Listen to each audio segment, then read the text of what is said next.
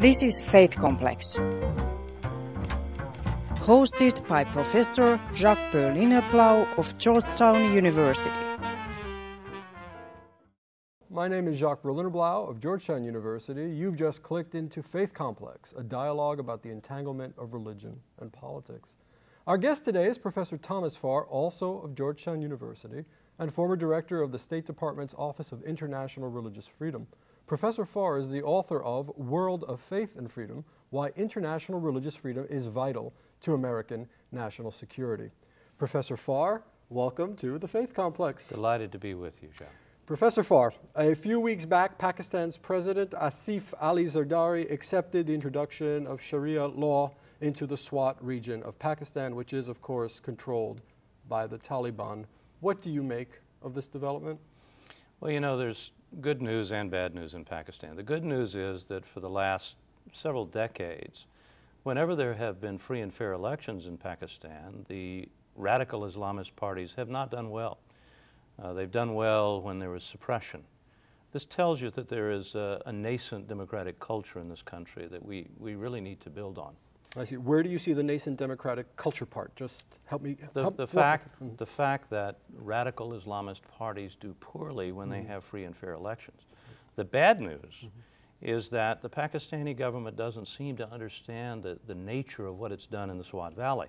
It simply carved out a section of Pakistan and said, you can do this radical Islamist experiment. Turns out that ideas have consequences, and we're seeing a radical movement on the part of the Taliban actually to take over Pakistan. What we hear in your previous response is actually a theme of your very cogently argued book. You would like Americans, in particular Americans who happen to be employed in the State Department, to draw out the fine distinctions between extremist Islam and what you refer to as democratic political Islam. Have I understood you correctly? You have, although I don't want to make it sound like a scholarly exercise, because what this is American national security. You wouldn't want American diplomats to be involved in such a thing if it weren't a matter of fundamental American interests, and I think we're seeing that it is in Pakistan. It's in our national security interests to, one, understand this distinction, and two, do something to foster the growth of this more politically liberal incarnation of Islam, which you believe Americans have not properly understood for decades. That's correct. I mean, Islam is not a monolith any more than any other religion. There are different versions of Islam, even within Pakistan, let alone between Pakistan and other countries. We don't think in those terms. We, American diplomacy, do not want to think about the religious aspects of human behavior. So we ignore it. We pretend, unless it's the enemy, we pretend that it's something we can ignore. This was a point made in one of Madam Secretary Albright's books recently. It's a very similar point, that there's something about the American Foreign Service community which is decidedly secular. Secular in the sense that they categorically do not want to factor religion into their geopolitical analysis. Is that a warranted criticism? I think it is, and particularly coming from someone who was Secretary of State in the late 1990s. I think, though, that this is not a matter of hostility to religion. Some people are, like in American culture, but that's not the point.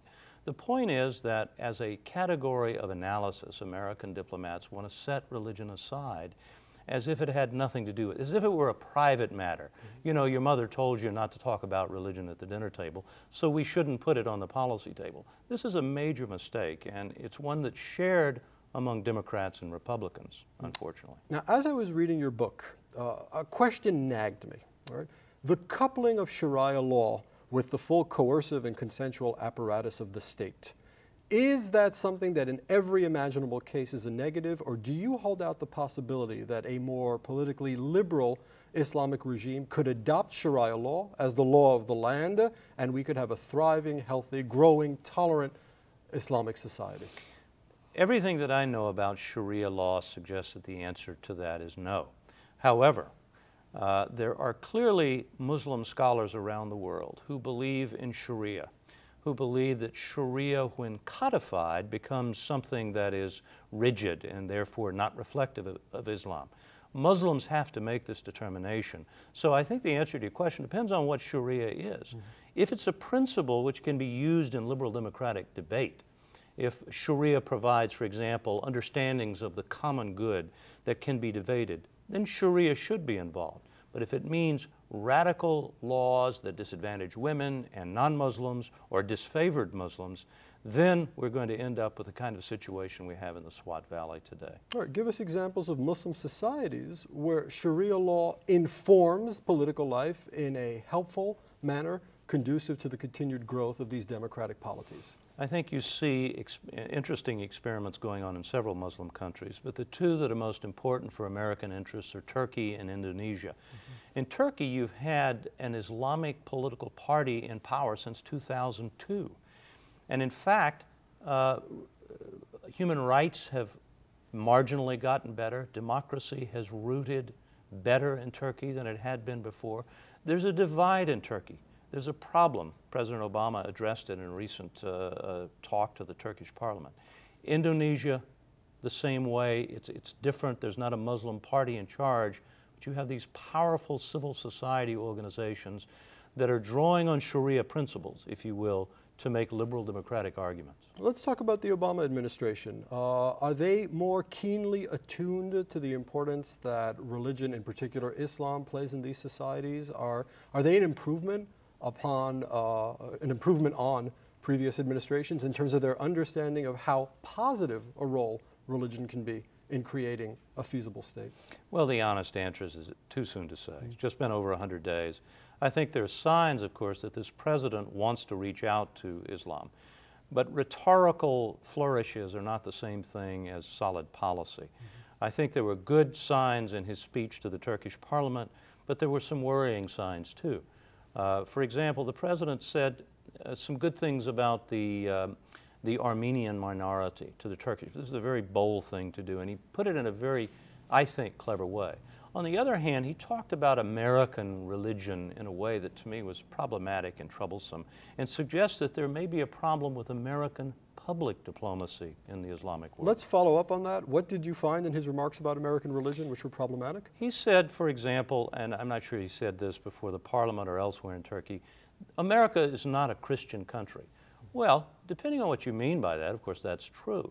I fear what the president meant by that is that America is a secular country. We're neither Christian nor Jew nor Hindu. Well, that's exquisitely wrong. We are Christian and Jewish and Muslim and Hindu and non-believers. Mm-hmm. Religious pluralism is not the absence of religion in the public square. American democracy's genius has been to allow it in, to invite it in, and to impose limits that allow everyone to bring to bear their religious principles.